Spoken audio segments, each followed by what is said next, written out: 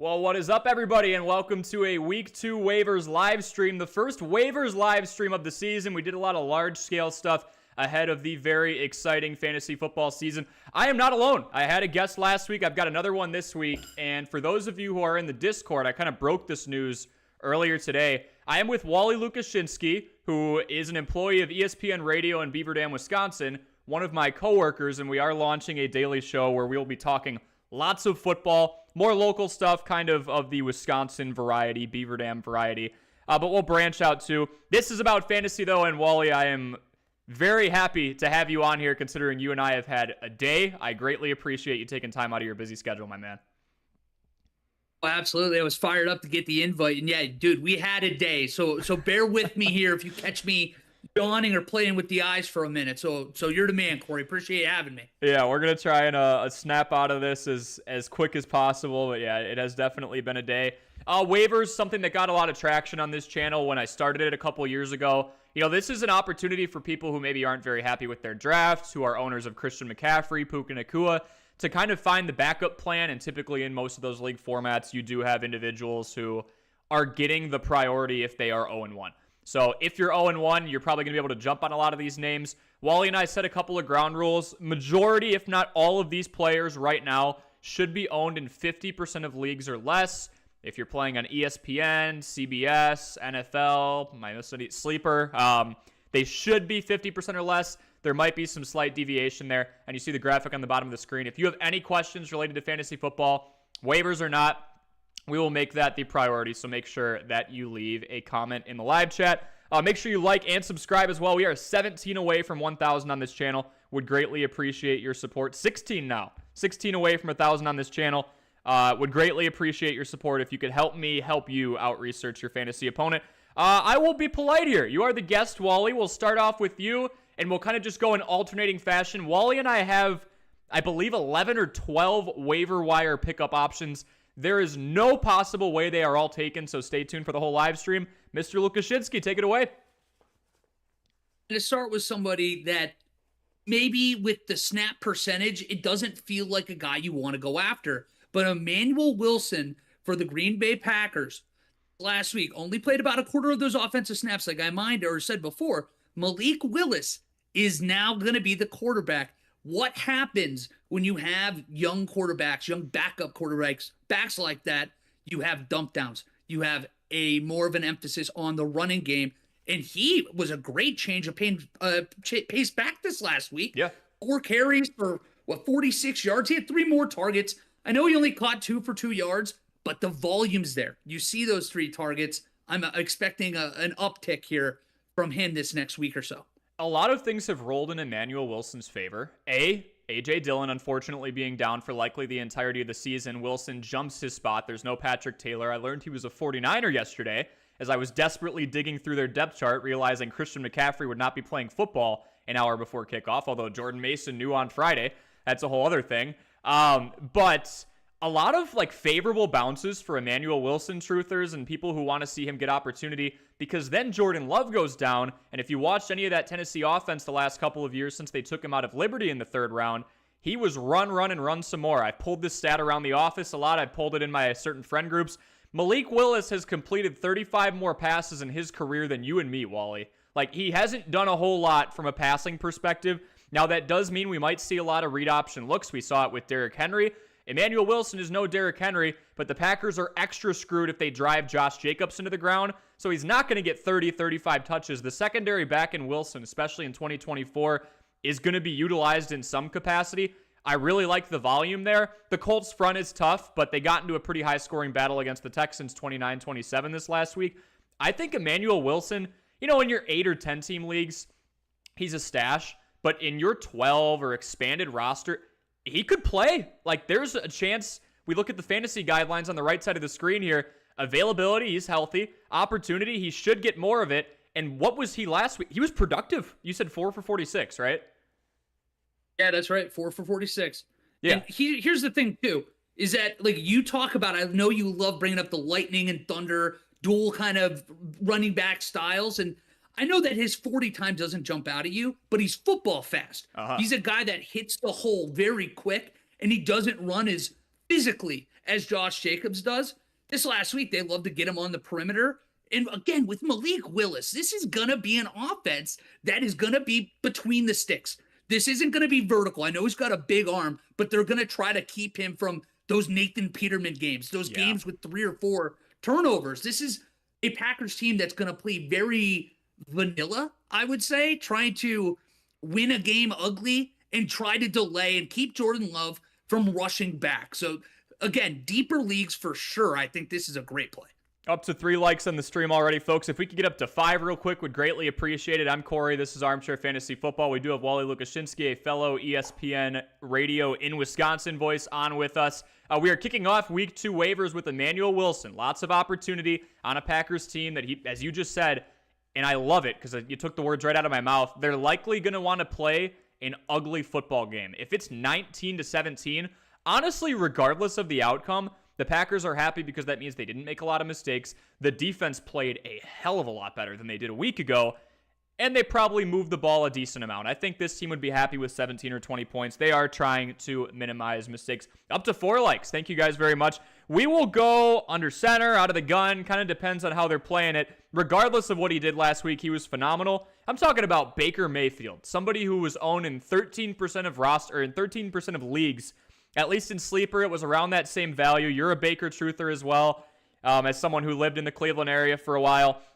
Baker went for 289 passing yards, 4 touchdowns. He filleted the Commanders' defense. I will say, I liked that play for Week 1 specifically going into it, because if you look at 2023 stats, the Commanders allowed the most amount of passing yards per game by a wide margin. So he had a favorable matchup. He was going up against a rookie quarterback who honestly played pretty well. So I like Baker because of the productivity last year, coming off of a career year across all fronts, first 4,000-yard season for him. But I also like Baker because of the pieces around him.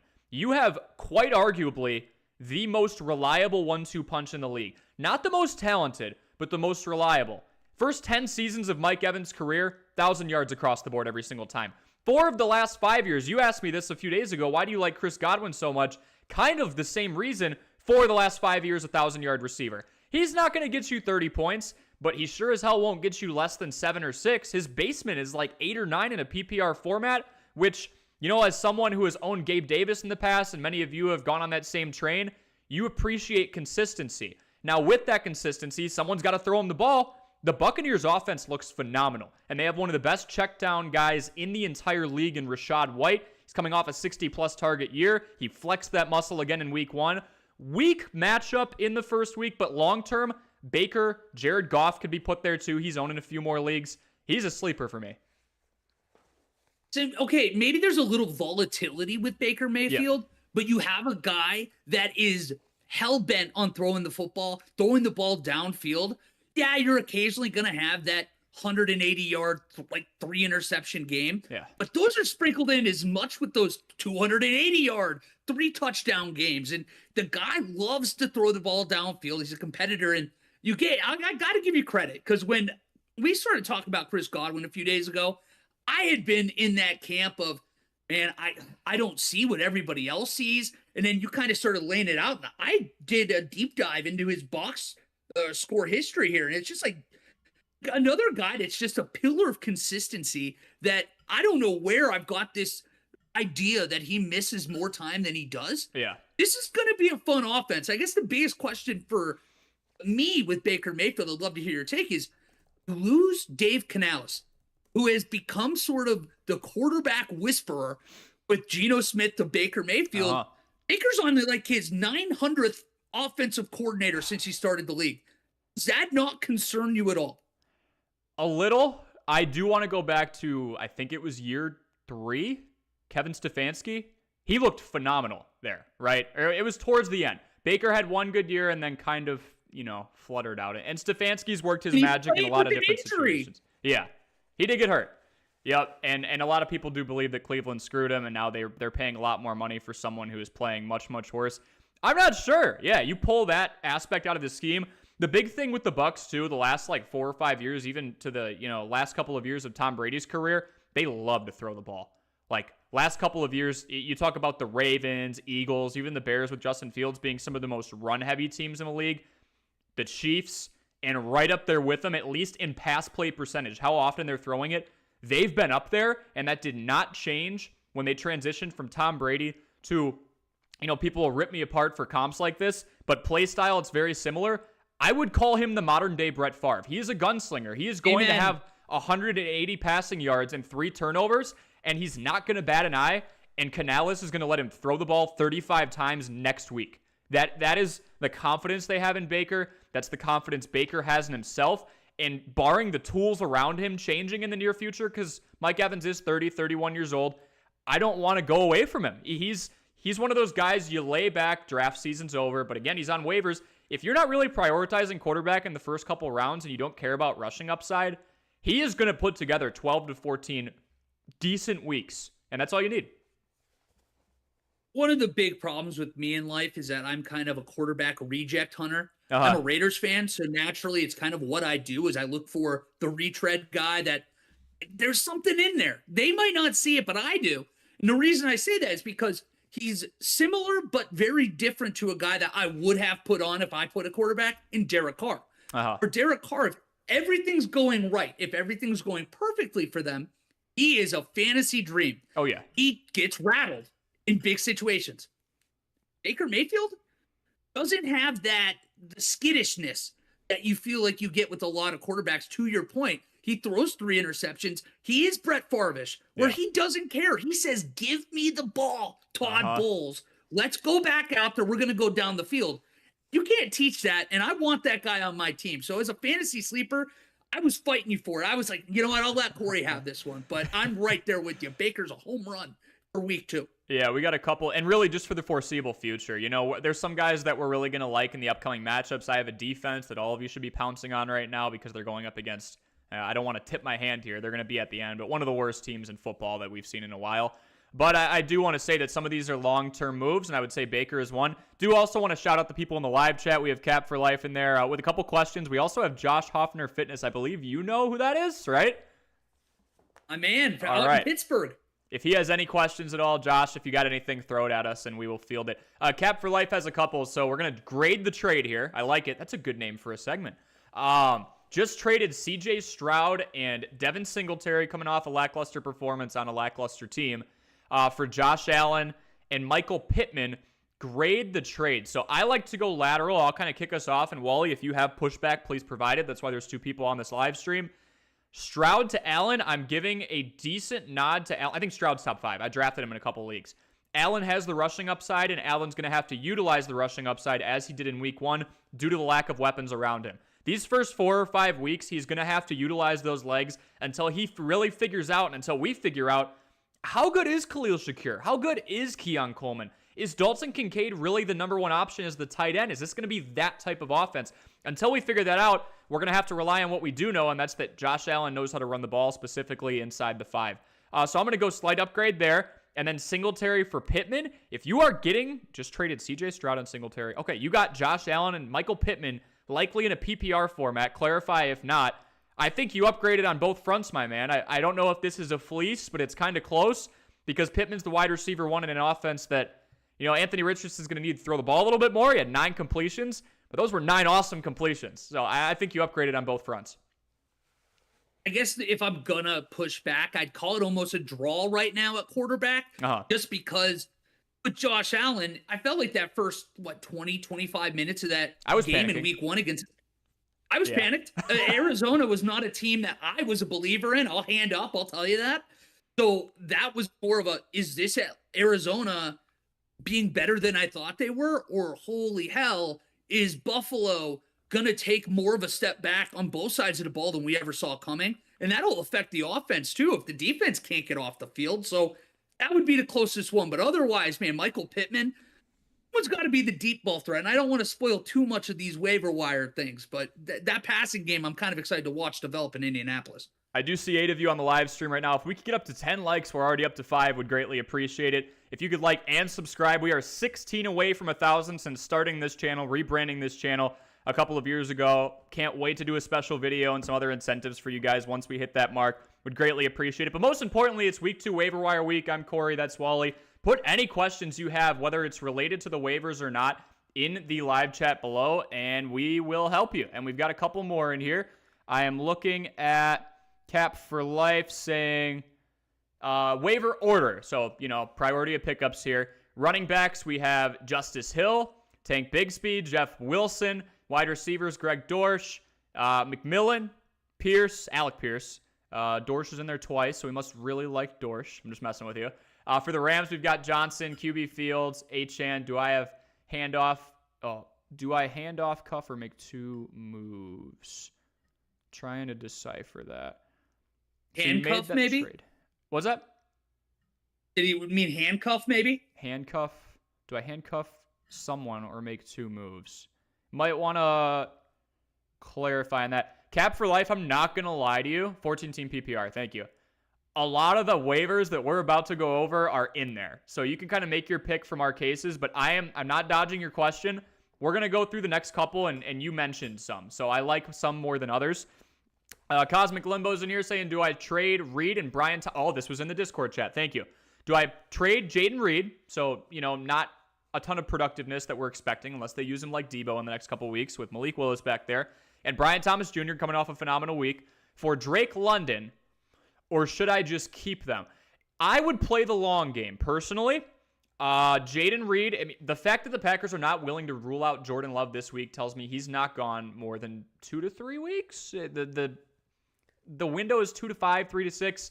He won't be gone for all of October. So when it really starts to matter down the stretch, I think Jaden Reed's a good play. And Brian Thomas Jr. just had a great day. So if you are trying to do the sell high strategy on Thomas Jr., you should be getting more than Drake London, in my opinion. I don't know if you've got any other angle on that, Wally. I will go as far to say that there's a reason after Marvin Harrison Jr., after Malik Neighbors, Brian Thomas's name was the first one out of plenty of GM's mouths this entire offseason. True. He's going to be a great fit with Trevor Lawrence. That touchdown ball that you saw Trevor Lawrence, I've been losing faith in Trevor Lawrence, but it was a beautiful ball. Nice. And it was a veteran receiver move too. He saw that thing out of the hands. He hadn't even broke the goal line, catch it at the back of the end zone. I think Brian Thomas has a chance to be a league winner kind of guy this year that you snuck out probably in the 7th, 8th round of a draft. I'm pretty high on him because of the status of that receiving core too. So we've got, looking at the live poll, by the way, 62% of you. What was the question, Corey? Is J.K. Dobbins available in your leagues? He is not. Okay. So people are snatching him. Oh my goodness. I just lost my train of thought. Oh, Brian Thomas. So I liked Gabe Davis coming into this because that team lost Calvin Ridley and they lost Zay Jones. So north of 120 targets. I've been saying that number a lot. That's a lot for a duo, especially considering Zay Jones only played a decent clump of games. Gabe Davis comes in and essentially fills in for Jones and Ridley. But all of a sudden, like you said, the first wide receiver to go off the board after those 2 blockbuster names was him. Maybe he sneaks in because Gabe Davis is more of a vertical route guy. He's going to get you 20 or he's going to get you 2. So if you like upside, but consistency is not your vibe and you like heart attacks, sure. Like I am higher on Gabe Davis this year, but maybe it's someone who has all the tools like Brian. Like you said, he had a phenomenal week, made a veteran move. So I like that a lot. Going back to Cap for Life. Oh, still talking about the trade. Yes, we will go over a lot of those. Cosmic Limbo saying, I already have Lamb, Wilson, Godwin, Waddle as my other receivers, and it's a 10-man league. Okay, so you're looking to consolidate and kind of upgrade and buy low on Drake London. If you are going to do that, you should still get more. Because the long read with Jaden Reed, the long game with Jaden Reed says he is going to be great all year. He is a versatile option in an offense that is wide open when it comes to the wide receiver one.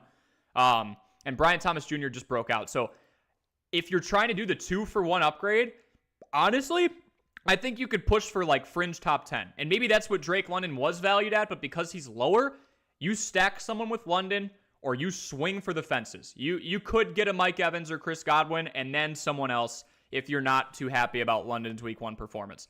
Big Homie T314 says thoughts on Mike Gesicki. Kind of neutral. I don't want to react too much to one player based off of 1 week. Not in the best situation, but yeah, I would say if you want to do a trade bait type deal, that's fine. But same with Isaiah Likely, like with his performance, which was very good, I'm not ready to declare, okay, yes, this is the future. Maybe he is. this is the better tight end in 2024, and I'm going to invest in him and ditch Mark Andrews. To the same front, I'm not going to make a decision based off 1 week with somebody like Mike Gesicki. So that's kind of my take there. I don't want to overreact to 1 week either. But coming off a wrist injury that people like smarter than us, doctors are like, dudes don't come back from this. I'm reluctant to buy too much stock in the Cincinnati offense until we see them out of this September funk that we're used to seeing them in now. I mean, we saw Joe Burrow struggling with the wrist the other day nonstop. I just, man, that's a worry for me. So anybody associated with that right now, I'm steering clear from. And historically, the Bengals haven't utilized their tight ends a whole lot. I don't have the numbers offhand, but they haven't had, I know they had Hayden Hurst for a little bit. They haven't had top 10 guys. I would venture to say that more often than not the last few years, they haven't had top 15. I'll gladly be proven wrong. But yeah, Mike DJ Uzama was right on that line. Yeah, so he had a good couple of years, and I think especially the year they went all the way and lost, but they just don't utilize them. And over the years, could you really blame them? They had Jamar Chase, they had T. Higgins, Tyler Boyd is now gone, he's in Tennessee. Yeah, I mean, 3 receptions for 18 yards. I've got it up here now. It's weird to like rely on how teams have performed at certain parts of the year, but the September Bengals have been such an enigma for what is this, year 3 or 4 now? I honestly want nothing to do with it. So I agree with you. I'm staying far away. I'm not taking flyers on certain tight ends. I'm not buying low. I wouldn't make any crazy conclusions about Mike Gesicki, but the September pattern is interesting that you brought that up because I do agree with it. Yeah, it's, again, until we know that wrist is fine, and I'm praying it is. Joe Burrow's one of my favorite players in football, but I've got doomsday brain. You see the Ohio stuff behind me, but like I've got a soft spot in my heart for the Bengals, and man, I hope I'm wrong. I'm not buying stock right now. Yeah, and I can't blame you. So you had Emmanuel Wilson. For those of you just joining, this is the Week 2 waivers live stream. We are kind of interrupting it a little bit to answer some of your questions. Those take precedent. I've got about 6, as does Wally. Just straight up waiver options that you can pick up. Some are deeper league moves. Some have been brought up in the comments that we want to address pretty soon. But if you could so kindly leave a like and subscribe. We are 16 away from 1,000 and here to help you out research your fantasy opponent, streaming about 4 to 5 days a week. Or if I feel like going psycho like this last week, I guess we'll go on an 8 out of 9 run. It'll kind of just depend. But I do appreciate all of you watching here. We've got 7 likes. If we can get that up to 10, that'd be great. All right, Can't Smell Anything. That's a phenomenal name. Says, I have CMC and am not doing Garendo again. I'll do what you do, Wally. Hand up. I was looking at that depth chart, and I in the pecking order, I said Jordan Mason, like for last-ditch emergency pickups. Jordan Mason, Isaac Garendo, because I'm like, okay, and then Braylon Allen. I figured Breece Hall would have a larger, I figured he'd have a larger proportion of the rushes out of that backfield than Jordan Mason. And I literally on live stream said Jordan Mason should not be touching the ball 25 times, and Shanahan told me to stuff it. I mean, logically, and again, I could go into this now, Jordan Mason was claiming that he knew on Friday he was the starter. Logically, if you find someone, regardless of position, that finds out they are the starter in something an hour before the game and they're supporting cast, they're probably not going to be the conclusive starter. So I was thinking they'd go running back by committee. They'll use check a little bit. They did. So that is completely my fault. Can't smell anything. I was reading the situation and I swung and missed. But I only have Chase Brown starting and Bucky Irving. Bucky actually had a pretty efficient day. Brown more involved in the pass catching game, but not much. Zach Moss, pleasant surprise.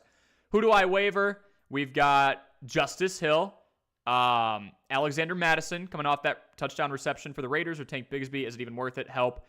Hero RB failed me so far. All right, I'm going to comb through these next 2, and then we will keep going through our waivers because these answer a lot of your questions. We will burn through them. They will make sense, I promise. Cosmic Limbo says, thank you, not going to lie, the league mates haven't been so keen on the upside of Reed and Brian for guys like Mike Evans and such, but stick to your guns. It's been 1 week. If they're not willing to make a reasonable deal with you, revisit it in a couple weeks. You'll have more data to go off of. Bryce Long says Burrow or Fields rest of season. 1,000% Joe Burrow. It is only up from here. They suck in September in Fields. With how much he's being paid compared to Russell Wilson, I would just say, not likely going to be the starter for the rest of the year. He held the fort down, but the only reason he was playing is because Russ was down. All right, you went with Emmanuel Wilson. I went with Baker Mayfield. We will go back to you. So I kind of lost a little bit of steam because of our poll question, not doing the numbers I was hoping for. Because the next one for you, it's probably a better for a 10-team league. J.K. Dobbins. Yeah. Jim Harbaugh loves this guy. And he goes back all the way to Ohio State, Michigan. He got to see him every single year. Not a big deal. Dominate those Michigan teams. Not a big deal, but dominated them. But, I mean, his problem is he can't stay healthy. This is his 5th year in the league. He's played 25 games. So you're betting on him staying healthy. But if you do, in this offensive line, did you see Joe Alt Delete? Greatest nickname for a lineman I've ever seen in my entire life. Max Crosby had a couple big plays. Again, diehard Raider fan, I was pulling for it, but man, Joe Alt, Rashawn Slater together on an offensive line. And the fact that Gus Edwards, I mean, kind of looked lost. He had 11 carries for 26 yards to J.K. Dobbins, 10 for 135. And he also had 3 catches on 3 targets. Only the 4 yards, but you know he's going to be utilized. So this is just a guy with how high his football acumen is. If you can get past the fact that he runs like a 75-year-old woman now, he is going to always find the holes. He has that football acumen. He's smart. He has the vision. He's smart. He's a Jim Harbaugh kind of football player. I'm all in. It just sounds like, unfortunately, quite a few of these people's leagues, they're also finding people who are all in on J.K. Dobbins. Into that, let me know if you disagree with this, Wally. I wouldn't go as far as to trade for J.K. Dobbins for 2 reasons. One, his stock is high, so you are getting arguably the most expensive J.K. Dobbins we've seen since his rookie year. And B, if you give up anything of significance for one of the most injury-prone running backs, following a warning on this channel, consider this a warning, you're gonna be kicking yourself for it. There is an extremely high risk factor there. Unfortunately, 62% of you are saying he's not available. Then drop it.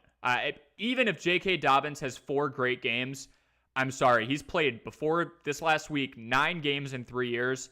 I am extremely cautious with him. I'm a baby when it comes to this stuff. You know this as well, Wally, and the listeners here know this too. I am scared to draft Christian McCaffrey. I am scared beyond belief of Cooper Kupp. I have not even considered J.K. Dobbins since 2021 before the season. I mean, it's tough to watch. It was awesome to see that he was able to break away, even though he got chased down a couple times. But even in that run-heavy offense, I'd be scared to trade for him. If he's free, he's free. He's probably worth the worst player on your bench. Do the swap, but yeah, I'm not doing that. Just making sure we're not.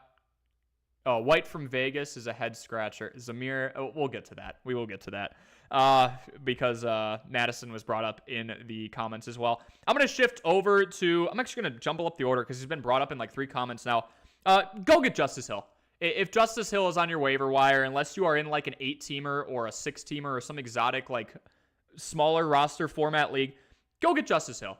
We brought up the term or the phrase, the thunder to someone else's lightning and vice versa. Go get Justice Hill. Like, he has so much pass catching upside, and Derrick Henry doesn't. Derrick Henry is ground and pound. We've heard suspicions that Derrick Henry might be shut down until November. Again, this is a 30-year-old running back and a team that has prioritized the run more than anybody else over the course of the last 5 years, specifically last season. They were using the read option with Lamar to perfection.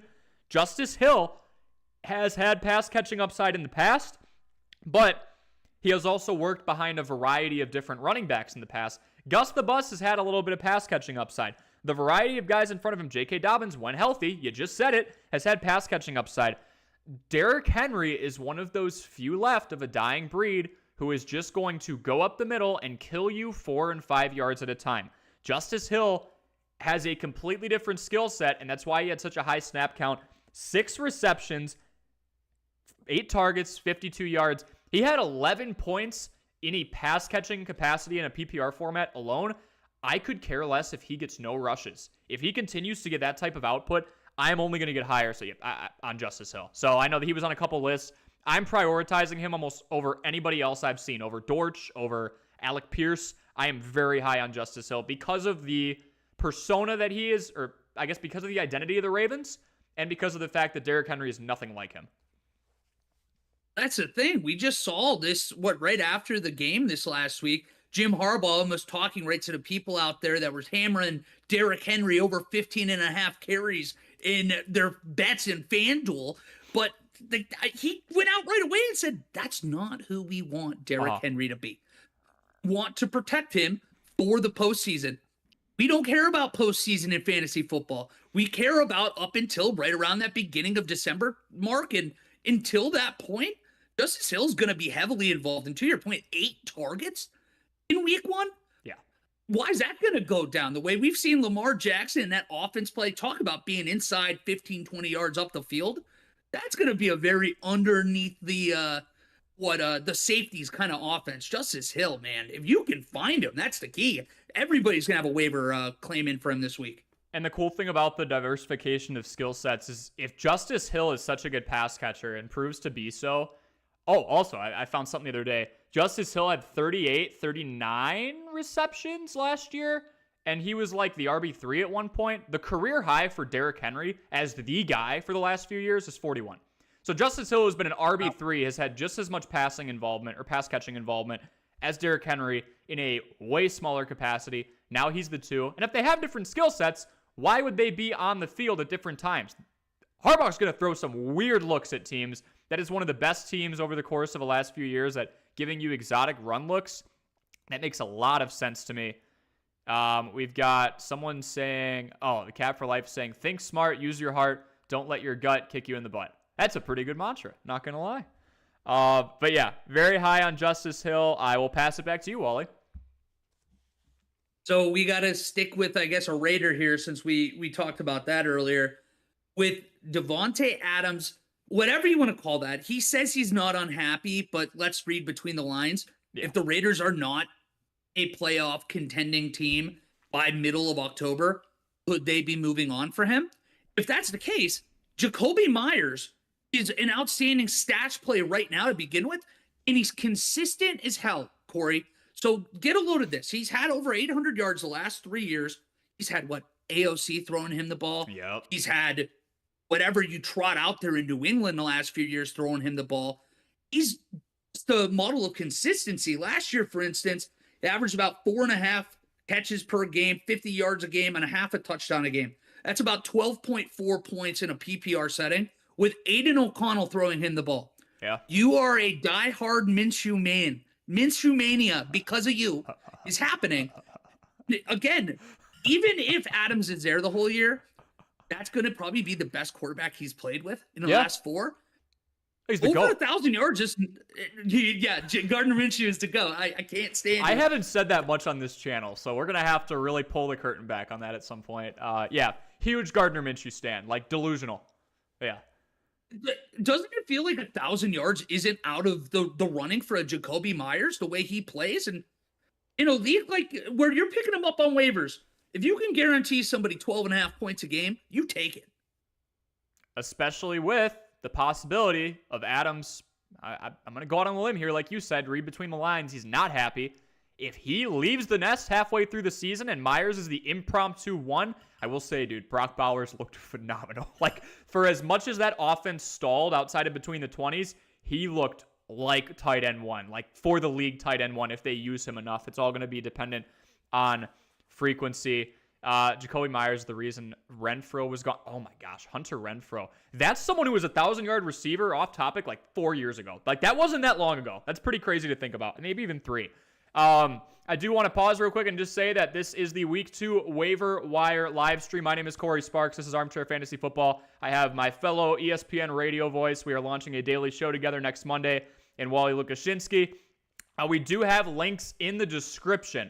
One for Loss of Down. That is a now twice a week podcast that Wally runs on YouTube. He's been diving into some short form content as well. And another it's called The Dam Sports Show. Wally and I are from Beaver Dam, Wisconsin. That's where we live right now. And that is what the show's going to be focused on. But we're also going to talk a lot of Packers football and stuff. That is going to be a lot more high production than this. I try and do what I can with graphics here, but that one's got all the bells and whistles. And you are more than welcome to call in. It's going to be on YouTube, so you can still look at the feed live. If you're not within radio reception, completely fine, but just wanted to shout those out. And again, please feel free to leave a like and subscribe. We are 16 subscribers away from 1,000. A couple more questions in the chat, and then we'll trace right back. We've got Jelly of the Month in here. How's it going? Dropped Chuba for Justice Hill, half PPR. I would, even in half PPR for two reasons. One, Justice Hill coming off a great week, and we're kind of seeing that Thunder and Lightning dynamic. Two, don't love running backs on bad football teams. They're going to be throwing the ball a lot in the second half, trying desperately to keep up and keep it a competitive ball game. And Justice Hill is the exact opposite. He is a running back on a winning football team. The dinks and dunks and handful of rushes he'll get, I like Justice Hill more than Chuba right now, I think. I do too, but if we want to play devil's advocate, sure. If we're going, the Panthers are abysmal again. Yeah. What is a bad offense? I'm not saying bad quarterback, but a quarterback that's on a bad team. We don't know enough about Bryce Young yet. I'm not gonna. It doesn't look good. But what is those kind of players' best friends when it's 3rd and 13? You see that 6-yard dump down to a running back, and then all of a sudden you look at the box score and you're like, wait, Hubbard had 7 catches for 42 yards? How did that happen? You're like, wait, exactly. So like, if I'm pushing back, that would be it. But I'm still, I'm definitely Team Hill. I'm with you on it, but I have to at least provide both sides. No, 100%. I'm just thinking about the wide receiving core. It's a bad football team. Like, Wally, they might. We have two delusional, not delusional, but shameless bettors at our workplace who put a bet on who's going to win more games, the Titans or the Panthers. Delusional was the right word. Yeah, I don't know what the right word is there. None of them are really positive. They are sick human beings. Will Levis and Bryce Young might have had the 2 worst weeks. You can argue Caleb, but the book's not out on someone in their debut. Will Levis looked bad. But, there is target competition in general. I'd push back and say Deontay Johnson, Adam Thielen, Mingo. They have some pieces, but again, are you really going to trust Bryce Young to push the ball vertically when they're down 33, or is he just going to try and build confidence and use somebody like Chuba? I'm still leaning Hill, but I could see both ways. Jaden Reed, flexible with no love. Jaden Reed's value is going to go up every minute from this point forward, and that was the truth 3 days ago. As we get closer and closer to clarity on when Jordan Love is going to come back, fantasy owners are going to get more and more patient to go, okay, Jaden Reed is working in a run-heavy offense for the next week, for the next 2 weeks, but then I have him for the other 14. So Jaden Reed's value is going to rise more and more and more. If you're going to buy in on Jaden Reed, the best time to do is right now, and now, and now, and now. A week from now, I don't think the price is going to be very fair. Again, he had a phenomenal week 1. And then we have Ty in the chat saying, 10-man full PPR, any moves I should make trade-wise? We have Jalen Hurts, Jahmyr Gibbs, Jonathan Taylor, Cooper Kupp, Devonta Smith, Dalton Kincaid, Devon Achane on the benches, Tank Worthy, BTJ, Roma Dunze, injury now, Benson, Dowdle, Algier, Corum. Yeah. Dowdle I love. I love Rico Dowdle going forward because he's supposed to split carries with Elliott. Any weaknesses I would see? I mean, you've got Kupp, Smith, Achane is your flex. If you want to upgrade on flex, you could, in my opinion, combine Achane with like Tank or Worthy and just swing and get like a certified top 10 or 15 guy. But you've got some dudes. Like Achane should be fine. Mostert didn't get much usage. Tank had a great day for the most part compared to most people's expectations. And Xavier Worthy is very fast. So I like it. I don't know if there's any holes there, to be honest. No, well, and here's the thing, too. I've always been a little skeptical of packaging 2 really good players to go get a superstar, because then all of a sudden you're 1 play away from feeling like your season's over. That is a good point.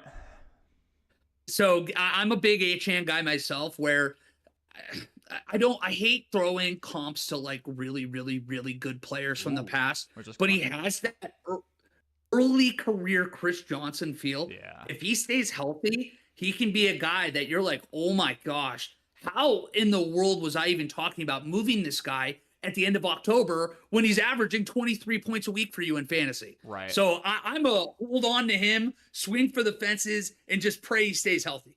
Every team needs variety, and I'm looking at this team. We have a rushing upside quarterback, so you probably got Hurts at the 3-4 turn or somewhere in there. Gibbs and Taylor, you have pass catchers. Gibbs more reliable than Taylor from an injury perspective. It's only year 2. Kupp, there's risk, but also Puka's gone, so his value just skyrocketed. Devontae Smith, low risk. You know what you're going to get. Kincaid, not much target competition. Then you got your risk play in Achane. You've got so many reliable guys that have done it time and time again or haven't given us a reason to doubt them. Yeah, I like the team a lot. It's been 1 week. I would chill with it regardless of win or loss. Would you say to keep Jonathan Brooks? It kind of depends on your league format, but again, don't love running backs in that situation. And then Cap for Life saying, we were talking about this on Fantasy Endgame. If you guys have the number 1 waiver and you feel like it's not necessary to make a move, you can also wait it out. 100%. Like, if you honestly can't convince yourself right away that, Justice Hill is better than my worst bench player in an 8-team league, don't do it. Like, don't do it just because we're giving you a list of 11 guys. Everyone's situation is different. Don't try and force the hand. You know, the person with the most transactions is not guaranteed to win in the league. So, yeah, I definitely agree with that. And then we have Charlie N in here. Half PPR. Would you pick up McConkey or Keon Coleman? Thanks. Ooh, McConkey had a good week. Ladd McConkey had a good week in Washington. Keon Coleman long-term doesn't have a lot of target comp. I'm leaning McConkey because of the usage and because I am a big game script guy, Wally. I don't see the Commanders winning more games than the Bills, even with how gutted that team is. So I could see a lot of games just like week 1 where Jaden Daniels all of a sudden threw the ball a lot because he kind of had to. You know what I mean? So I could see like garbage time points for McConkey, whereas Coleman, once the Bills are in a good spot, you lean on Delvin. You lean on James Cook, and you go from there. I'm leaning McConkey a little bit, just a little bit. Well, I'm leaning McConkey too, but you are having a Freudian slip of the brain. We've all had it before. Oh. He is in LA. He is a Charger. So don't stress about Ladd McConkey. I was just saying, man, I had to double check to make sure I wasn't going crazy that we were talking about the same guy. But Ladd McConkey with Justin Herbert as a slot when you have, what's his face, Quentin Johnson on the outside who has the hands that I do. Holy Freud. I do like having, so give me a guy that has Justin Herbert throwing him the ball. I know that I love Josh Allen. He's fantastic. From an actual, I feel like, quarterbacking, like passing ability standpoint, I'm giving the edge to Justin Herbert. Yeah. I'm going to give the edge to that offense with that offensive line. So pair him up with my boy J.K. Dobbins if you get a chance. That's all I'm saying. Oh, wow. Well, thank you for calling me on that, because it would have taken someone in the live chat to be like, Corey, what on earth are you talking about? I was literally visualizing Ladd McConkey like catching a 12-yard out route from Jaden Daniels, and I didn't bat an eye about it. I would still go with him with the raw quarterback play being a bit better. Josh Allen's a great fantasy quarterback, but he tucks it and runs a lot. They actually utilize James Cook as a dump-off option more than most would understand, or more than most would think. So I do like that a lot more. And even though the Chargers are going to run the ball more this year, that offense was humming when they opened it up. That third or fourth drive for Justin Herbert is when that game kind of flipped on its end, because I do feel like advantage Raiders first quarter and a half, and then once they got ahead by 7, 10-ish points, more than that, then they leaned on their run and they were unstoppable. So I do like McConkey a little bit more. I agree. Allen checks the ball down and runs a lot, even with the lack of target comp. Then we're going to zoom through a couple more of these and get to more waivers. You guys are doing awesome. I do appreciate it. We're half and half on J.K. Dobbins availability now. We're down to 50%. So that is good news. That is one of our picks. I see a few of you are watching. We are at 8 likes. If we get to 10, I would greatly appreciate it. And if you could subscribe as well, we are 16 away from 1,000. We are here. You can use the fantasy guidelines as a reference to prove this. We are here to help you out research your fantasy opponent. Availability, opportunity, productivity, and weak opponent strength. Those should be your cornerstones. RGQ says half PPR wide receivers are A.J. Brown, Michael Pittman. We have Zay Flowers, Jaden Reed, Coleman, and Hollywood Brown, hopefully coming back this week. Running backs, we have Saquon, Josh Jacobs, Jerome Ford for the next few weeks as the RB1 until Chubb comes back, and Najee in that Thunder and Lightning dynamic again. I like Warren way better, but Najee did have a decent week. Who do you think I can trade a better wide receiver to get a better wide receiver? I'm thinking Pittman and Najee. I am okay with that out of the options. If you want to go with Hollywood Brown, because I think Rashee Rice is a lot better than people want to give him credit for, so long as he doesn't make certain decisions off the field, I would be okay with that as well, like a Hollywood Brown and Najee or a Pittman and Najee. If you're going for that swing for the fences approach, yeah, you could do something like that and probably get a DJ Moore or somebody a little higher than that, especially because DJ Moore has so much target competition too. I'm thinking that. I don't know any input there. I kind of just zoomed through that, but Well, see, anytime I am such a Najee Harris doubter, so you and I are very much in the same camp there. Not I just efficient. can't get over a guy, yeah, built like Beast, runs like Jane, so kind of a thing like that. Where, well, I guess it would be built you like are welcome Tarzan, back runs like anytime. Jane. You get my point. Yeah, I'm just trying here. By the way, didn't want to step on your toes earlier. I definitely know what you were thinking. You were thinking of Luke McCaffrey versus Lad McConkey. Phenomenal. Another white wide receiver out there. There's not many. I had to have been. Thank you. Not many. So I'm here for you. I got you. But yeah, not a big Najee stan either. So if you want to capitalize on someone that we don't believe in, and maybe you don't believe in a ton due to the lack of speed, power, just about anything else that makes a good running back, we are big Najee Harris haters. So Pittman and Najee should be able to get you somebody around that top 10 range. If you want to throw a name or two our way, feel free. RGQ says, should I drop anybody for J.K. Dobbins? Show me the bench, and we'll make that decision. Charlie says, haha, thanks, guys. No problem, man.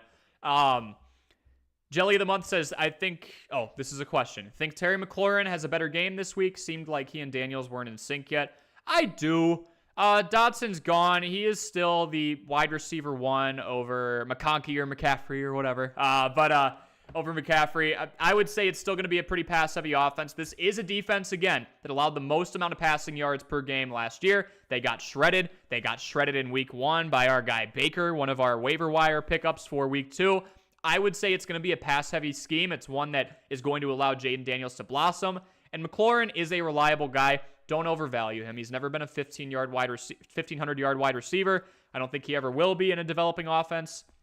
Back end of his career too, I believe. So back half, barely. I'm going to go McLaurin's. He has a better game. And I think he has a lot of better games going forward. Terry has not been Cap for Life said, Jelly, it's week 1, but Terry has not been scary since last season, week 13. I would wait a week. Yeah, I do think he gets better, but I wouldn't fully buy in on he's going to do well in week 2. I'm thinking big picture here. Bench for RGQ is Jerome Ford, Najee, Reed, Coleman, Hollywood. Oh, you had a different one before that. That is my bad. Najee holds value because of his name, which is why I want to trade him off. Yeah, if he's overrated, definitely trade him off for his name. I'm trying to think of someone who was getting way too much hype. Oh my gosh. He was on the Chiefs. Oh, this is going to bug me. Sky Moore. Sky Moore got more hype than anybody else I think ever deserves, considering their productivity. I am not making the comparison that Najee Harris is Sky Moore. He is way better. He's utilized way more. But I do think his name holds more value than his production. If you are to clear off the bench for JK, looking at your bench, sorry, I want to look back here. While you're looking back, let me say this. Sammy Watkins was another name like that has infuriated me for 5 years because we talked about him like he was a 1,200-yard receiver, and every year he had that 150-yard, 2-touchdown game. Everybody bought all the stock in the world, and he'd go for 400 yards and 2 touchdowns the rest of the year. Yeah. I think that's a good move. If you are doing so RGQ, if you are trading Pittman and Najee for that home run option, you are opening up a spot on your roster. Pick up JK, no problem there. You needed the trade to go through in a few hours. Is JK worthy of replacing Jerome Ford? For the next 4 or 5 weeks, probably not. If I were the Browns, I'd run the ball a lot more after what Deshaun Watson did in week 1 and what he's done since he showed up. Najee, you're going to get rid of him in the deal. Jaden Reed, definitely not. Keon Coleman or Hollywood, definitely not Hollywood. I don't know, Wally, any names you would replace with J.K. Dobbins? Again, knowing the risk. I want to be very careful with how I talk about J.K. Dobbins. I love what he's doing, but if you have a really good bench with a bunch of guys who don't have that injury history and are reliable, I don't know if I want to swap anyone out there. If the Najee deal doesn't work out, I wouldn't hate you trying that because he's going to lose touches to Warren. Yeah, I mean, I'm just going through right now looking at the Browns depth chart because I was trying to figure out, I'm like, God, who's after Jerome Ford? It is Pierre Strong. I know they like him as much as you can like your third running back, I would say. Yeah. But I would take J.K. Dobbins ahead of Jerome Ford. Okay. But is J.K. Dobbins playing in 3 weeks?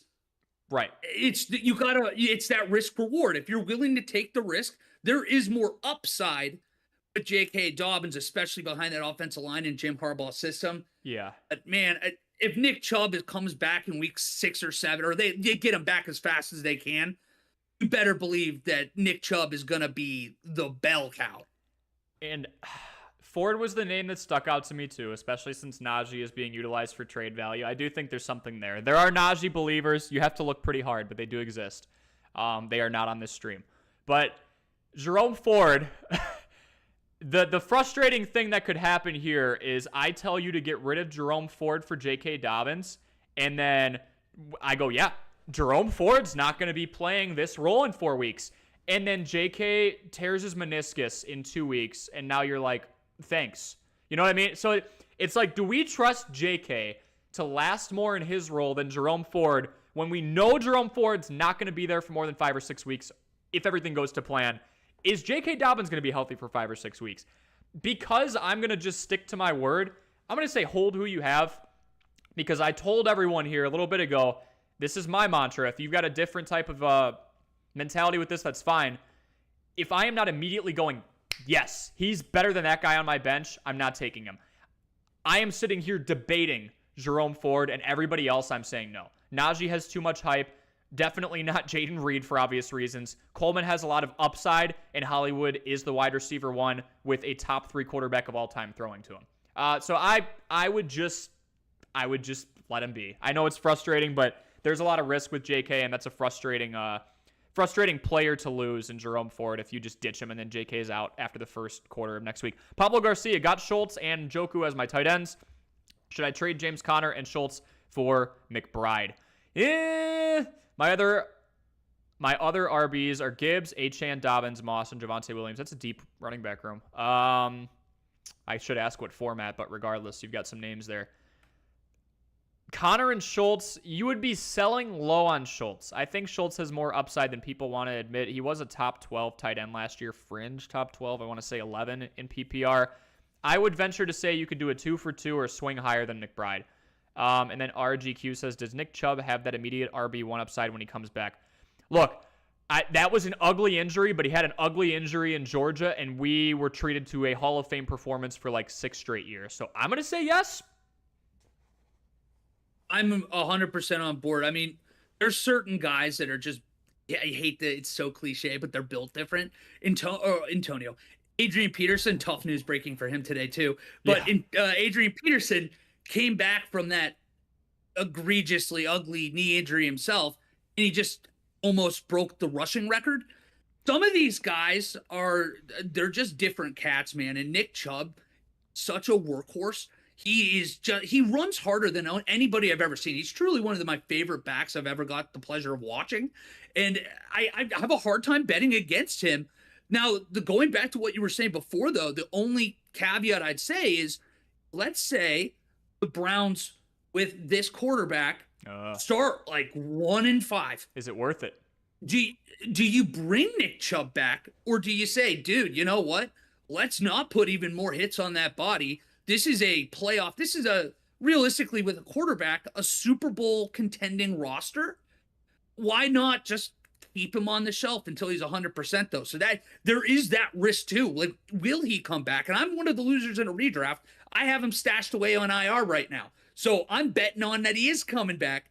But if they start poorly enough, I don't think that it's out of the realms of possibility. We don't see Nick Chubb this year. Yeah. Do they shut him down if they're 1-5? That is a tough one and definitely a possibility. Do they figure out this quarterback situation? I know you said they can convert things to bonuses and do a lot of things, but lots of money can and will be lost and already has been lost. RGQ for the trades. So we were thinking Pittman and Najee. Do you think I could get a Mike Evans, DJ Moore, Diggs? I think you're in the right spot. Rome's hurt. DJ Moore does still have to compete with 6-time Pro Bowler Keenan Allen, Gerald Everett coming in, Cole Kmet, a 50 target a year guy in DeAndre Swift. There's a lot of dimensions to look at there. Pittman and Najee, that should get you Mike Evans or Stephon Diggs. And if you really want to go 2-for-2, grab a piece off their bench that you see some upside in. If they don't hit, oh well. If they do, you just won the lottery. So yeah, we would do that. RGQ says, thanks for the advice, by the way. I've been feeling about the same. Good to have others support your thoughts. No problem, man. And we will steer you straight if we think otherwise. I'm going to go to mine here for the week 2 waivers. I've had Baker and Justice Hill so far. Wally's had some phenomenal ones as well, including Emmanuel Wilson. I'm going to go Tyler Johnson, one of the most unique names ever.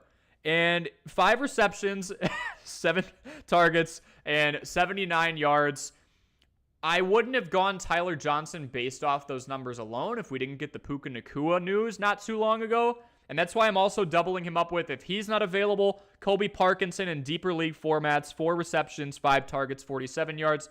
Puka Nacua garners a lot of attention, and for the period of time he is gone, I know Cooper Kupp might literally rack in like 15 to 18 targets a game because we've seen that, and we saw that just a couple days ago. Just a couple days ago. But I fully believe that someone else has to become that second option. And if it's not Johnson, it might be Parkinson. We saw Tyler Higbee get utilized a pretty good amount. Like, he was a reliable tight end out of that offense for a while. Not much changed other than the tight end spot. So I would go with Tyler Johnson or Colby Parkinson, depending on your needs. I really agree with that, too. I know it's scary when you see a guy like Cooper Kupp.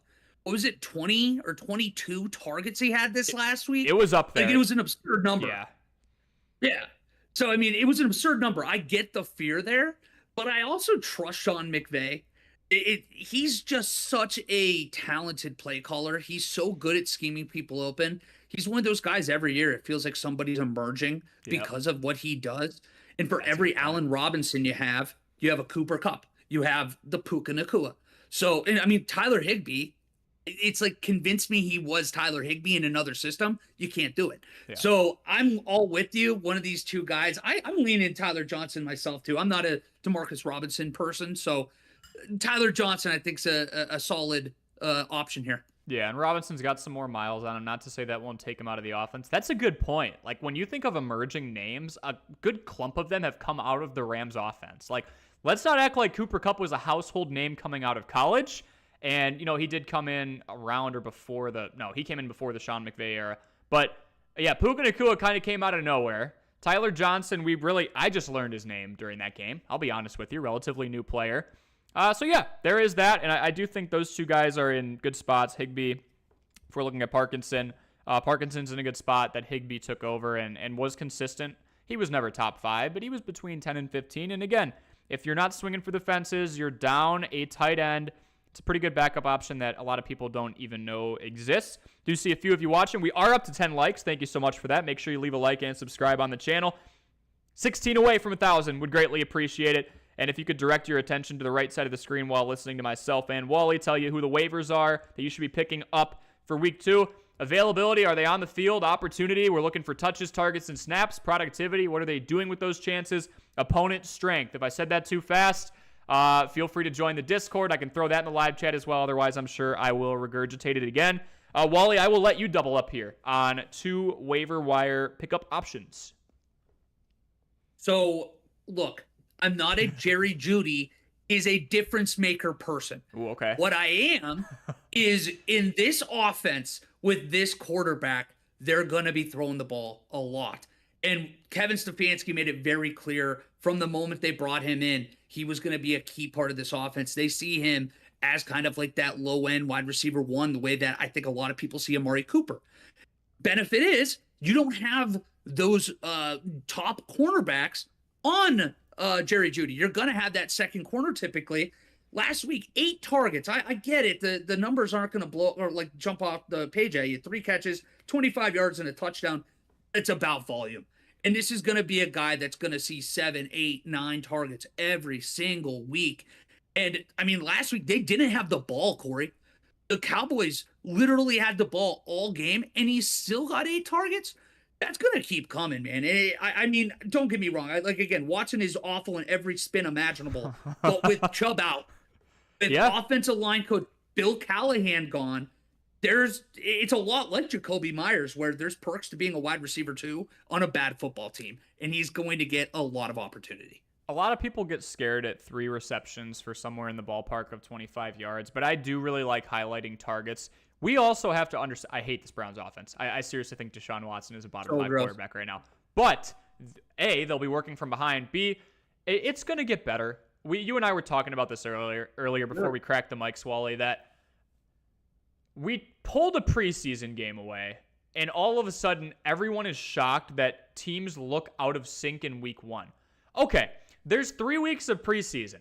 Week 1 is who impressed in camp. We're going to show you. If you know who your quarterback is, they're probably not playing. It's not necessary. Week 2, they'll get a drive or two. And week 3 is the dress rehearsal now for the guys trying to make the 53-man, meaning you leave the starters out because then they're robbing real estate from them. These guys haven't played together. So even though like Jerry Jeudy has had his moments, hasn't looked great, he's still the wide receiver 2 in an offense that targeted him 8 times. Even if that turns into 6 receptions for 50 yards, that's not great. But all of a sudden, he's more valuable than he was before, and at that point, he probably is off your waivers. So I actually like that. I like that pick a lot. Yeah, I mean, you have to realize sometimes with these moves, especially if you're lower tier waiver where you're not risking a number 1, number 2, number 3 priority position. You're betting and you're upside. Down at that 9 or 10. Yeah, you're betting upside, and you're not trying to win the league with the Jerry Jeudy move. It's a move that helps you grow in other areas. If you need a Band-Aid for a week, he's the perfect Band-Aid. It's a guy like that. Every now and then he's going to have that 5 catches, 70 yards, 2 touchdown game that you're like, oh, thank God you just won me a week. And if you see potential for that to happen in the future, let's say you're fine at receiver, but you're like, I really don't know what to do with this last roster spot. Trade bait. Guess who doesn't need Isaiah Likely on his team in any way, shape, or form? Me. Guess who was the first to put a waiver claim in for Isaiah Likely because he just shot up in value and everyone started panicking? Me. You just got to find one person who believes in him or needs him, and then you get more value. So maybe you didn't need Isaiah Likely. You needed a wide receiver, but there were no receivers. You get Likely, boom. Maybe you don't need Jerry Jeudy. Maybe you don't need a receiver, but there's no running backs out there. Well, now you're going to pull Jerry Jeudy in. He's going to have a ridiculous week 4 for some reason. And all of a sudden, somebody's RB3 who doesn't have a great week, you buy low on them and you play the market. So I like that a lot. You're just kind of depending on certain guys to break and, ebb and flow at certain times. So I love that. Cosmic Limbo says Allens, Jacobs, Stevenson, Lamb, Wilson, Pitts, Waddle, Ravens, Sanders. Now we're on the bench. Trey Benson, Najee Harris. I'm assuming Kyler Murray, Jaden Reed, Brian Thomas, Chris Godwin, Brock Wright, and Brooks on the IR.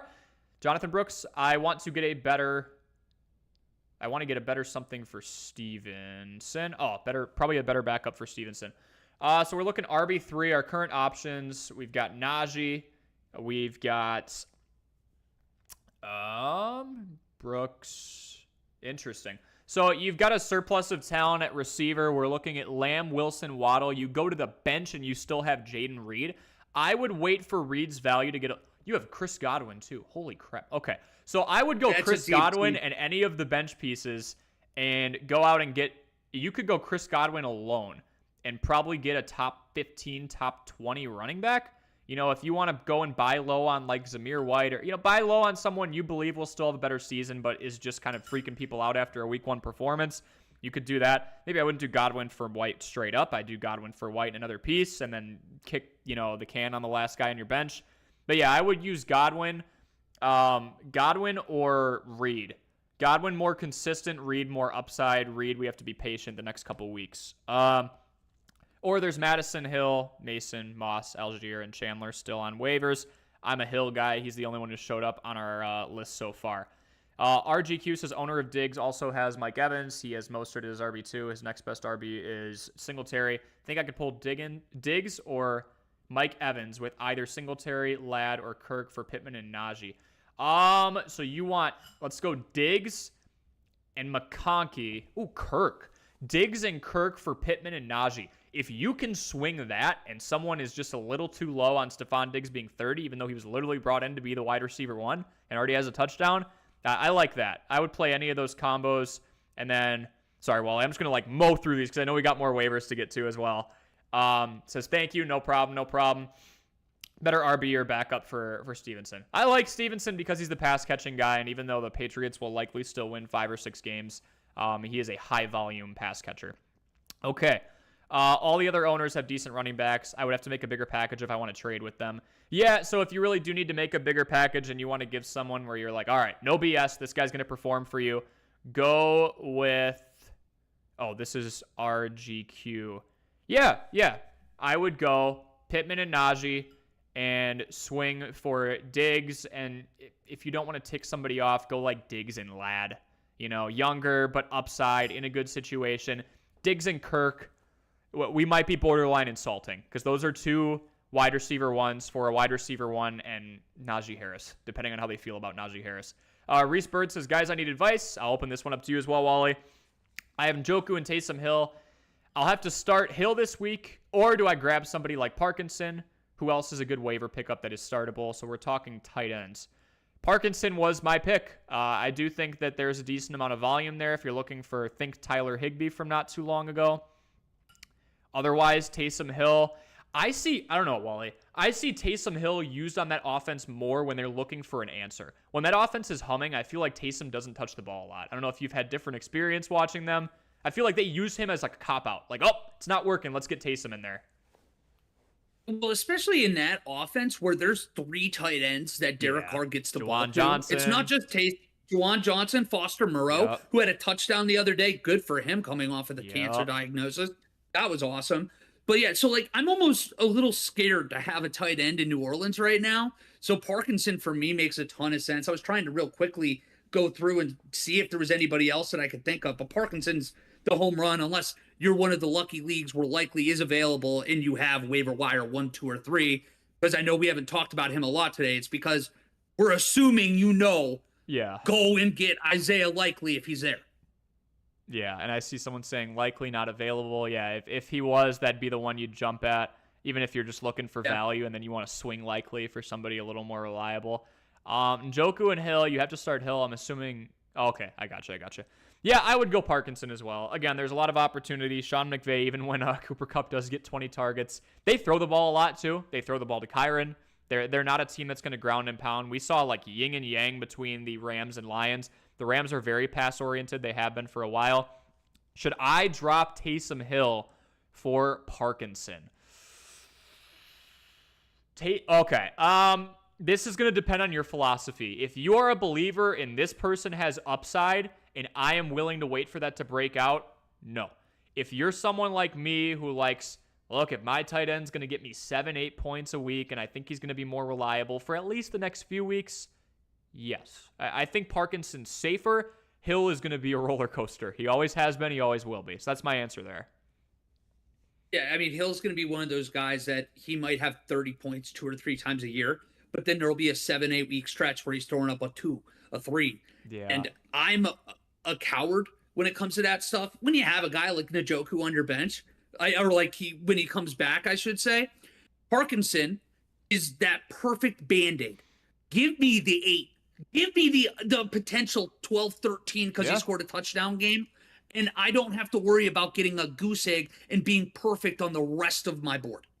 Yeah, I like that a lot. We do have another question from Jelly of the Month. PPR drop Josh Downs or Dobbs on the bench for Demarcus Robinson or Tyler Johnson. Alec Pierce stock up, so maybe we go Downs. Dobbs is the definitive wide receiver too, and you could even argue he could take it from Reed. I think versatility sells. Dobbs, if you're really impatient maybe, but I like Romeo a lot. I would say Josh Downs. He's had some ebbs and flows. If you're choosing between Demarcus Robinson or Tyler Johnson, Wally and I are on the same page. You would go Johnson. Robinson has some more miles on him. We got more usage from Johnson. Small sample size. I gave you one waiver wire, so I'll let you go to another one and double up. Yeah, and you actually just mentioned him there in that following question, or previous question, excuse me. Alec Pierce. Yep. Because third-year UC kid. Love that already. But this is kind of probably for more of your deeper leagues, bigger leagues. I get that. But when you have a guy with that massive arm like Anthony Richardson, one of the first questions that goes in my head is who is going to be the deep threat target? True. And after 1 week, it looks very clear. I know we had 3 targets, so we kind of are talking out of both sides of our mouth there. 3 catches, 125 yards, and a touchdown. Yeah. I mean, this is one of those guys that if Richardson does continue to grow as a thrower, this might be an explosion year for Alec Pierce. Know that you're a Gardner Minshew stan. I'm not pushing back on you there too hard, but you're not going to get probably high volume out of a guy like Alec Pierce with Gardner Minshew. You pair him up with Anthony Richardson, I think there's a chance that we could be talking about Alec Pierce as one of those guys that accidentally stole a league at the end of the year where he's only been a 500 kind of yard receiver. I could see it if he stays healthy. Anthony Richardson stays healthy too. Him being close to a 1,000-yard receiver and having a couple big bombs that help win you a league, or a week anyways. So for deeper leagues especially, give me Alec Pierce. I love the Alec Pierce pick. If you were to go don't do it. It's going to take forever. But if you were to go way back for the first ever waiver wires live stream on this channel, Alec Pierce was in the thumbnail. I was a big believer in his upside. He had a game winner that year in 2022 out of Cincinnati, Cincy boy. Really liked what he did. And we kind of need to take the 3 receptions with a grain of salt. Anthony Richardson had 9 completions. So a third of those, right, were, again, small sample size, but a third of those were to Alec Pierce. They were in a good groove. It's just the volume wasn't there. They didn't run a lot of plays either. Big chunk plays for them. Cohen's in here, says Garrett Wilson and Kenneth Walker for Jamar and Aaron Jones. I'm going to go side to side here. So Garrett Wilson for Jamar. That's a tough one, I'll be honest. Garrett Wilson seemed to be the guy, although the Jets didn't look very good. They were playing against a Super Bowl defense. Kenneth Walker to Aaron Jones. I like youth in my backfield, and Jones did have an injury issue last year. I am slightly up on Kenneth, and I don't know if I do that, to be honest. Garrett for Jamar and Kenneth for Jones. I might say no. It's kind of even-ish, I would say, just because I think that you have risk with both Garrett Wilson and Jamar Chase as far as bona fide number ones go. Right. In the fact that both of them have been unhappy for different reasons. If Jamar Chase continues to not get paid and Joe Burrow's wrist doesn't appear to be getting better, the September Bengals turn into the October Bengals. Yeah. Does Jamar Chase shut down? If Aaron Rodgers kind of looks like the 40-year-old quarterback coming off an Achilles injury, Garrett Wilson starts shutting down. So the fact that there's just too many unknown variables there, I think you just bite the bullet, ride with your guy. And again, you talk about injury problems. It's not like Kenneth Walker is a young man himself. He was one of those guys in college that got run into the ground at Michigan State. Very much the same so far in his career, or at least when he's been playing. So I don't know. I think I avoid that trade altogether, and I just say, hey, you know what? This is my questionable bag of potential grenades, and I hope it doesn't go off because I'm not trading it. Yeah, and anytime you're kind of in a situation where you're like, well, that feels pretty even, you're kind of just back where you started. And there's decent risk even in Aaron Jones, who had the hammy injury that turned from a 1-week outage to half the season last year. And Aaron Jones is one of the older running backs, shorter shelf life. So just something to keep in mind there. We do have 12 likes, 8 of you watching. Thank you guys so much. If you could leave a like and subscribe. We are 14 subscribers away from 1,000 here. Would greatly appreciate it as we help you out research your fantasy opponent in 2024. Week 2 waivers, almost done with the stream, but we are going to knock out a few more of your questions. RGQ says, what about this trade? Pittman, Jacobs, and Najee for Ayuk, Kyren, and Brian Robinson. Ooh, kind of the same thing. I feel like we're in the same spot. Pittman and Ayuk, Jacobs and Kyren. I'm a little higher on Jacobs due to the usage situation. No A.J. Dillon, gutted backfield. Malik Willis, run-heavy scheme. Najee and Robinson, about the same there too. Robinson's not the most efficient. He was better last year. I'm not sure I make the move, to be honest with you. Yeah, it's another one of those moves that it's just a hard time for me to get really revved up about it. And if your first reaction when you see a trade isn't like that, what the kombucha girl, maybe that looks pretty good. It's like, man, it's hard for me to really get too fired up about it. I'm kind of with you. I'm steering clear. Yeah, maybe, you always have to find value for both sides. I will never tell any of you to screw over an opponent because then they'll never trade with you again and the red flags go off and the whole league avoids you. And Agreed. you can't trade for value when CMC gets hurt. But yeah, I would say we stick with our situation. Brandon Jacobs says 10-man league, half PPR. I offered Keenan Allen and Nick Chubb for Puka Nacua. He's heavily considering, but said he would immediately do DK and Chubb. So DK and Chubb as opposed to Keenan Allen and Chubb. There is more value there. I do think Keenan Allen's going to be that security blanket for Caleb. It's going to be him or more. And Keenan Allen has seen more football. He was phenomenal in San Diego for a very long time and then Los Angeles. Have we heard their running back situation at this point? Yeah, I'd be curious, right? What are we inquiring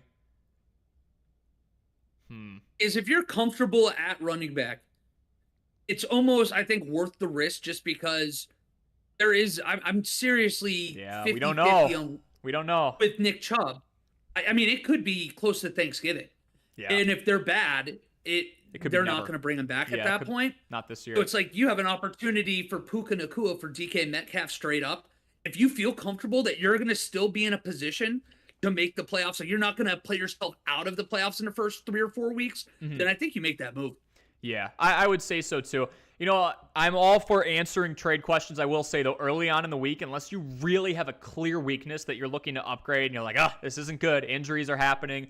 Targets are going somewhere else. You can kind of plead your case there. But RGQ brings up a great question, like trying to come up with a few trades that I can monitor because I don't think anyone will trade with me before week 2. If you want to monitor those and keep those in queue on the table, that is completely fine because what is considered a lateral move on September 10th of 2024 might not be by Halloween or even halfway between now and then. So I like that mentality a lot. Yeah, you're in no urgency to take it, but keep it on the table for now. Brandon Jacobs says, I have CD, Devontae, DK, Keenan Ladd, and Keon Coleman for context in the trade. Brandon was talking about the DK and Chubb thing. Yeah, I think we sell off Chubb considering we might not see him, especially with how badly don't want to overreact to 1 week, but it's not overreacting to 1 week. Deshaun Watson hasn't looked good since he was in a Texans jersey. We have Tone Bear in here. How's it going? Good to see you. Want to offer Puka, Ford for Barkley. Would I have to offer more? Puka on the IR and Jerome Ford for Saquon Barkley. At his current price tag, you definitely would. If you catch Saquon Barkley having one of those weird 13 rushes for 25 yards and a reception, then it's not maybe. But yeah, you got to offer more at this point in time. And Brandon Jacobs agrees. RGQ already liked and subscribed. Appreciate you. Jelly of the Month doing PPR waivers. Greg Dortch continues to get a bunch of targets, or do you think he is an outlier with all of the weapons? I don't know if the book is out on the Cardinals. They've got Marvin Harrison. They've got Trey McBride, who was being drafted as a top 5 tight end. And they have Greg Dortch. Wilson had a nice day as well. That's one I would monitor. I wouldn't give up a roster spot for a Cardinal receiver right now, to be honest with you. Yeah, that's where I'm at. No. There's a lot of factors. When we see Marvin Harrison Jr. breakout with someone who would need an RV to get to him, that's how wide open he was, and he still can't get the ball. Yeah. You know what? I'm going to hold off. I'm going to hold off. That's just me. Yeah. Kyler's a scrambler. And again, there's the whole, I wouldn't even argue it's a joke. Sometimes he needs to get out of the pocket to see the people open. I want to see more consistency in general before I make any hasty decisions with Marvin Harrison Jr. in the trade market, with Dorsch, with Wilson. Yeah. Brandon saying RBs, I have ETN, Kamara, and Javonte Williams. That was for the Chubb trade.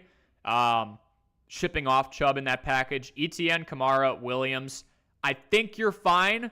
Understand that you're going to have a sharp drop-off when you do have to use Javonte.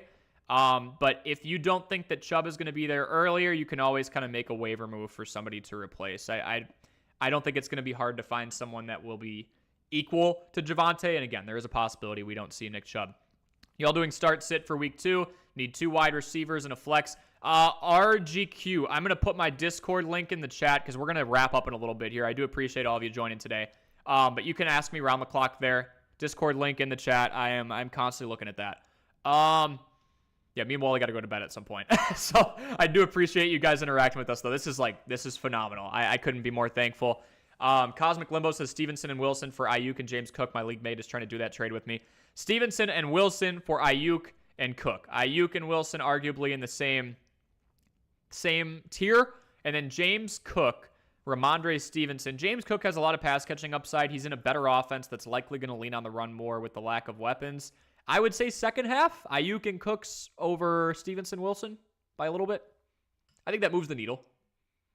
Yeah, I was going to say it's more very subtly moving the needle, but it's still going to move the needle. So I guess I would agree, but that's another one. This is just a personal preference.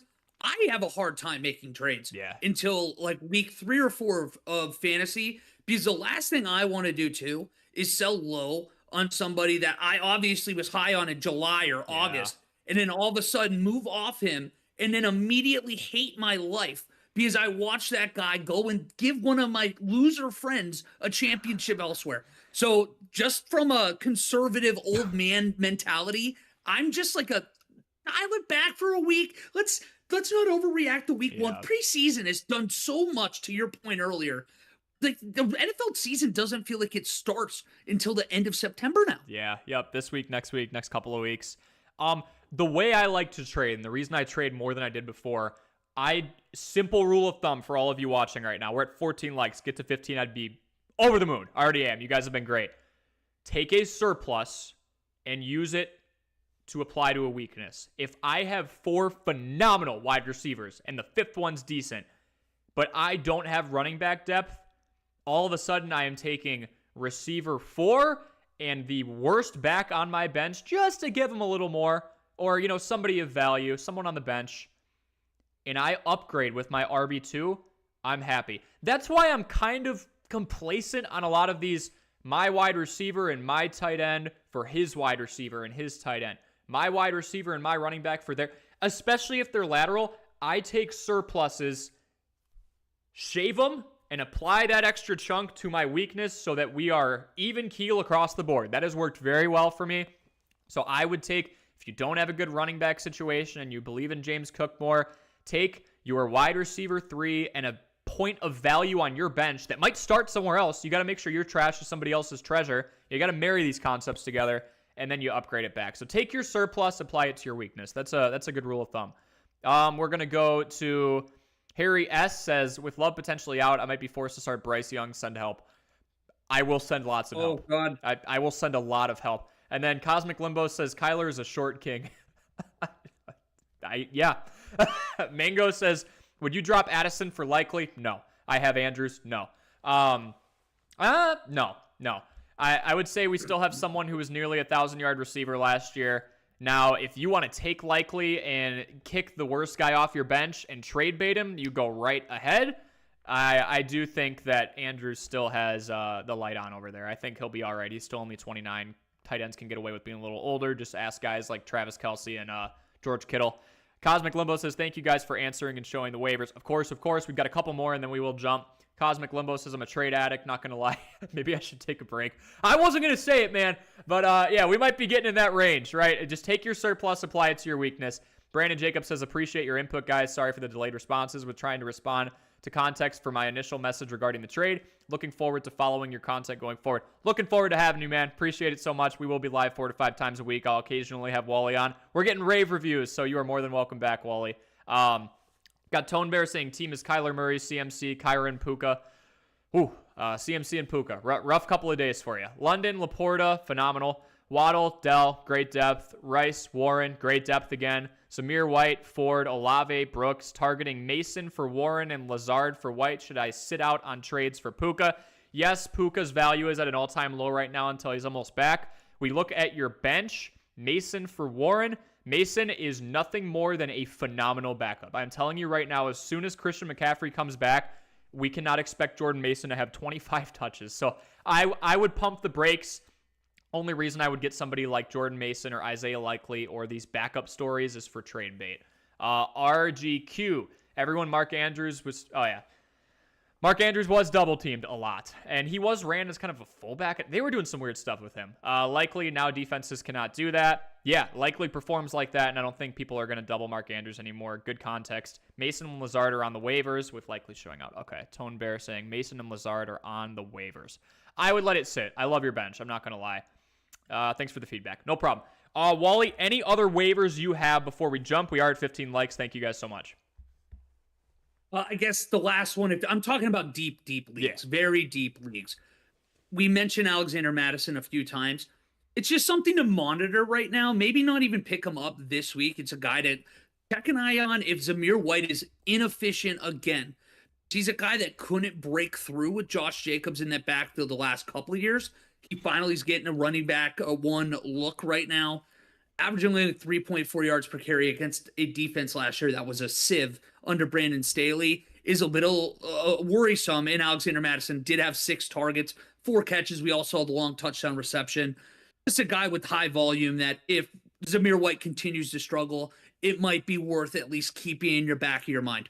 Yeah, I like the pass catching upside. They got him involved early when the game was still in hand, and they utilized him to get out ahead. Madison's been brought up in this live chat before.